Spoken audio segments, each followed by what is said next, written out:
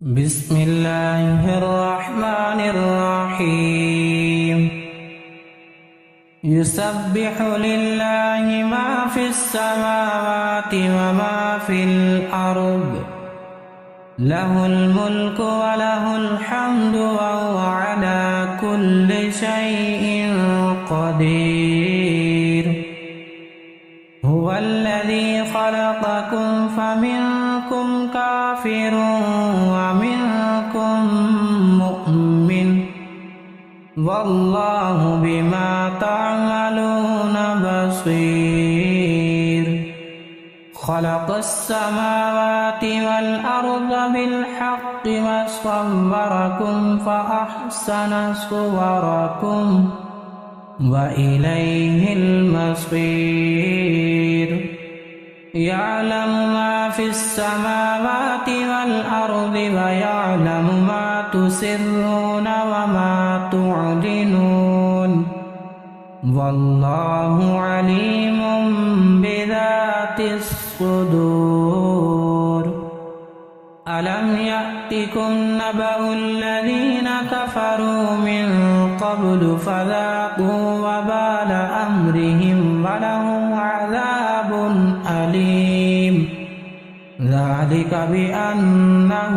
كانت تأتيهم رسلهم بالبينات فقالوا أبشر يهدوننا فكفروا وتولوا واستغنى الله والله غني حميد زعم الذين كفروا أن لن يبعثوا قل بلى وربي لتبعثن ثم لتنبؤن بما عملتم وذلك على الله يسير فآمنوا بالله ورسوله والنور الذي أنزلنا والله بما تعملون خبير يوم يجمعكم ليوم الجمع ذلك يوم التغابن ومن يؤمن بالله ويعمل صالحا يكفر عنه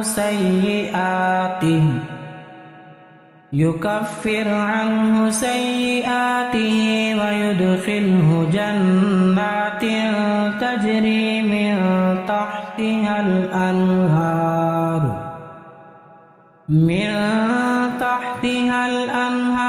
خالدين فيها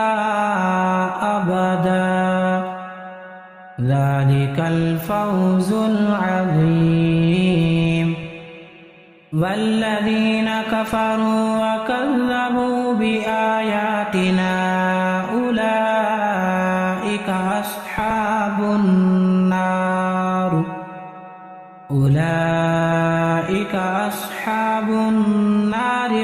خالدين فيها وبئس المصير ما أصاب من مصيبة إلا بإذن الله ومن يؤمن بالله يهد قلبه والله بكل شيء عليم وأطيعوا الله وأطيعوا الرسول فإن توليتم فإنما على رسولنا البلاغ المبين الله لا إله إلا هو وعلى الله فليتوكل المؤمنون يا أيها الذين آمنوا إن من أزواجكم وأولادكم عدوا لكم فاحذروهم وإن تعفوا وتصفحوا وتغفروا فإن الله غفور رحيم الرحيم إنما أموالكم وأولادكم فتنة والله عنده أجر عظيم فاتقوا الله ما استطعتم واسمعوا وأطيعوا وأنفقوا خيرا لأنفسكم ومن يوق شح نفسه فأولئك هم المفلحون